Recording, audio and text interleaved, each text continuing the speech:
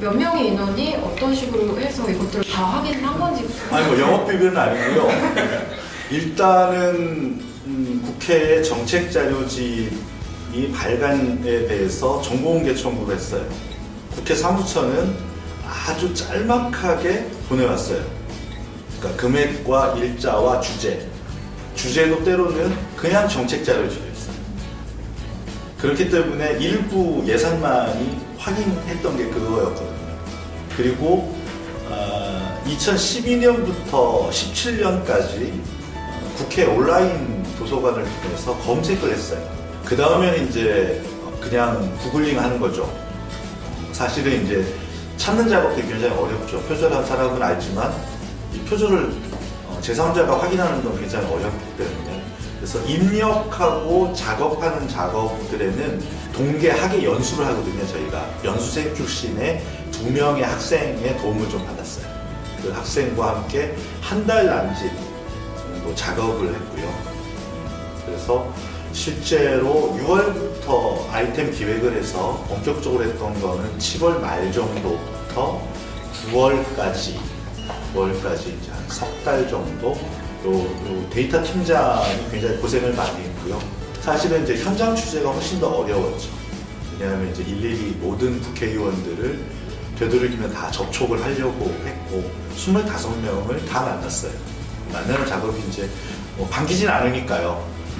가게는 뭐 문도 안 열어주고 상임위 열리면 뭐 한 2-3시간 동안 그 자리에서 저희가 방해할 수는 없으니까 그 상임위 회의가 끝날 때까지 기다렸다가 정회 때까지 기다렸다가 하는데 조금만 한눈 팔면 사라지더라고요.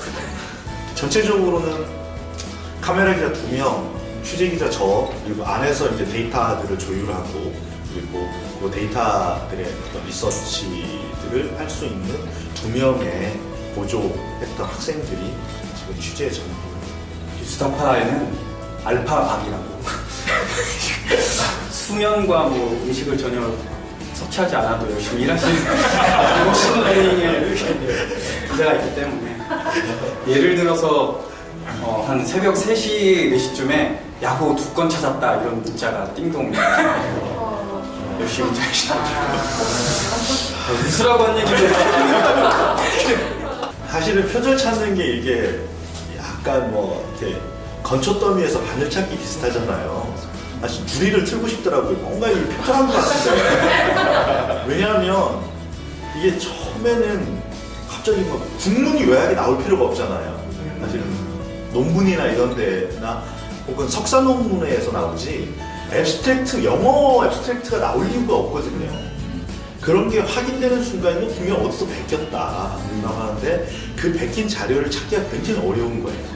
그게 제가 새벽 3시, 4시가 이제 말씀드리면 제가 뭐 열심히 했다기보다는 하나를 찾으면 끝까지 완결을 봐야지 중간에 끊기면 그 다음날 작업이 내가 어디서부터 다시 찾았나 라는 게 들거든요. 그래서 이제 하나를 찾게 되면 끝까지 이건 아닐 때까지는 이게 가다가 보니까 새벽 3시 되고 4시 되고 그런 거였어요. 애초에 기획 자체를 어떻게 시작을 하시나요? 적폐청산 처음에는 기획을 했었고요. 국회도 거기에서 예외가 될 수 없다라는 생각을 했고 조금 적폐의 방향을 조금 달리 했었어요. 그러니까 국회가 정말 대한민국 국회의원이 제대로 활동하고 있는가, 쉽게 얘기해서 국민들을 위해서 제대로 일하고 있는가, 이런 거에 대한 평가들을 한번 해보고 싶었거든요. 그걸 통해서 국회의원들의 문제점들을 지적하면서. 근데 지금까지는 국회의원이 법안 발의를 몇 건이나 했는지 혹은 상임위 출석을 얼마나 했는지 어떤 출석 여부나 혹은 법안 발의 개수 가지고 평가를 했는데 좀 달리하고 싶었어요. 두 축인 의정활동의 큰 축인 정책자료집, 우수 의원을 뽑는 지표로도 사용되고요. 수많은 홍보자료도 사용되고 국회 예산을 보면, 국회의원이 쓰는 예산을 보면 입법 및 정책 개발비라고요. 나머지 입법 활동을 위해서 쓰도록 돼 있는 분야거든요. 그 돈으로 정책 자료도 발간하고 토론회도 개최하고 간담회도, 시민단체나 여러 가지 관련 단체 간담회도 개최하고 그 다음에 정책 연구도 맡기고 정책 자료집을 한번 확인해보고 싶었어요. 그 내용이 어떻고, 그리고 그 내용에서 어떤 의원들이 어떤 정책 자료집을 내는지 분석까지도 좀 해보고 싶어. 그걸 통해서 의원들의 어떤 실질적인 의정활동의 실상들을 보여주고 싶었던 게 저희 취재의 계획 의도였다. 처음에는 저희는 표절을 찾으리라고 생각도 못했었어요. 왜냐면 설마 이거 가지고 표절인가? 무슨 베낄까? 그래도 명색이 국회의원인데 그러면서 허접함을 보려고 했었어요. 정책 자료집, 말이 정책 자료집인데 실제로는 자기 언론 기사 스크랩을 해주는 분도 계셨어요. 그 부분 이제 저희가 추후에 보도를 할 텐데요. 그러니까 쭉 뭐 예를 들면 뭐 김현정의 뉴스쇼에 나오는 이거 있잖아요. 그걸 모아서 사실은 그것도 홍보 자료거든요. 뭐 그걸 내지 말라는 건 아닌데 그걸 내면서 정책 입법 및 정책 개발에 돈을 쓰고 그리고 그걸 정책 자료집이라는 명목으로 발간하는 거가 과연 온당한 건지, 혹은 어떤 분 같은 경우에는 뭐 적조 피해 사례라든지 혹은 녹조 뭐 이런 건데 발간 비용은 한 1,500만 원 정도 돼요.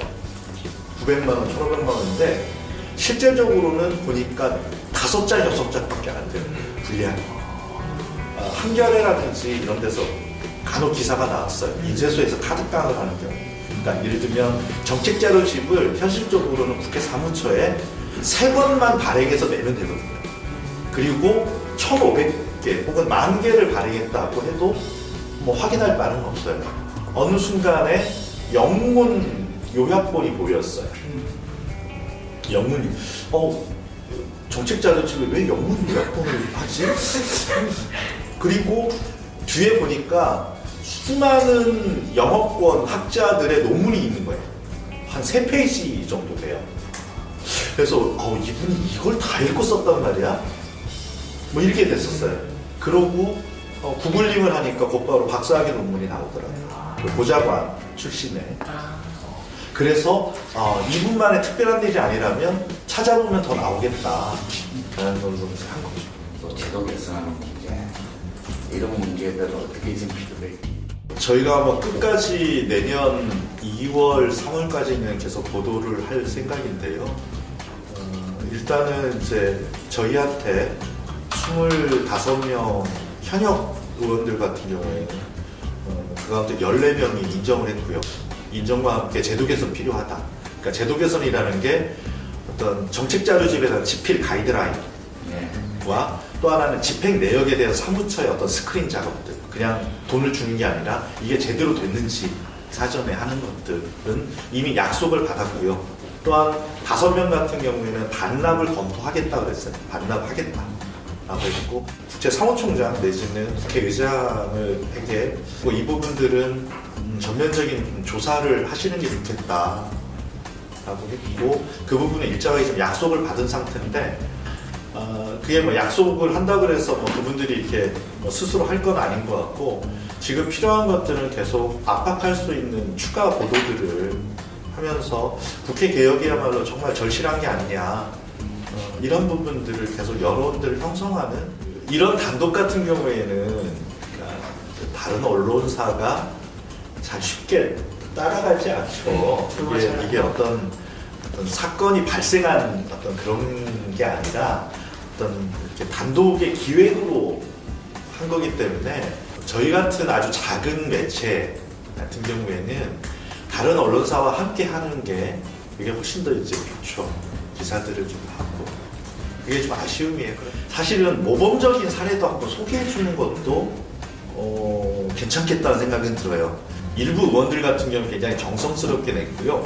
그게 입법 활동까지 정확하게 연결이 돼요. 그리고 정확하게 어떤 출처나 이런 표기들이 엄격하게 해주시는 분이 계거든요. 국회의원들이 사실은 엄격하게 아까 농담으로 데이터 팀장하고 말씀드렸는데 안 하는 게 국민을 돕는다는 느낌이 드는데 아무것도 안 하는 게 돈도 안 쓰고 아무것도 안 하는 게 이를테면 정책 자료집을 낸 사람이 179명밖에 안 되거든요. 확인한 게 나머지는 일단 보도 대상에서 사라지는 거예요. 정책 자료집 발간은 굉장히 취지는 좋아요. 저는 그걸 없애서는 안 된다고 봐요. 거기에 사실은 돈을 더 많이 줄 수도 있다는 생각이 더 잘하는 의원들한테는.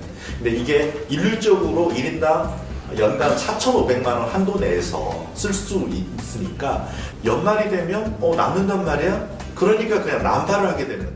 사무처는 그 정책 자료집의 내용을 어떤 역학관계에서 볼 수가 없고요. 너 표절했잖아. 너 이거 허접하잖아. 라고 감히 국회 사무처 직원의 스텝 조직이 있는데 스텝 조직이 헌법기관인 국회의원한테 그 얘기를 할 수는 없거든요. 저한테 이제 전화가 몇 건 온 적이 있었어요. 일반 취재하시는 기자, 활동가인데 뭐 이렇게 찾아볼 수 있는 거냐라는 문의도 있었고, 그리고 직접 의원실에서 본인의 자료들을 확인하고 싶은데 어떻게 해야 되냐 이렇게 말씀하시면서 각각 의원실에서는 이게 굉장히 지금 핫한 얘기다. 그래서 보좌관들이 자기 거를 열심히 찾아보고 있다. 그런 말씀은 이번 보도를 보니까 좀 많이 뛰어다니신 것 같더라고요. 국회의원들 쫓아다니면서 어떠셨는지 궁금해요. 이런 식의 MBC 취재를 여러 번 해보진 않았지만 제가 해본 이런 MBC 취재 중에 한 10중에 한 8이 이번 국회개혁 때 이뤄졌거든요. 처음에는 많이 당황도 하고 뭐 그림도 좀 엉망인 그림도 좀 많이 나왔어요. 근데 점점 하게 되면서 저 좀 더 침착하게 되고, 안상수 의원 같은 경우에는 국회 본회의장에서 표결이 있던 때에 저희가 기다렸다가 안상수 의원을 만났거든요. 그 본회의장 앞에 수많은 의원들이 차가 있는데 이 의원이 하나를 캐치한 것 같아요. 차 사이로 막 가면은 카메라 앵글대가 안 잡히겠다. 그런 식으로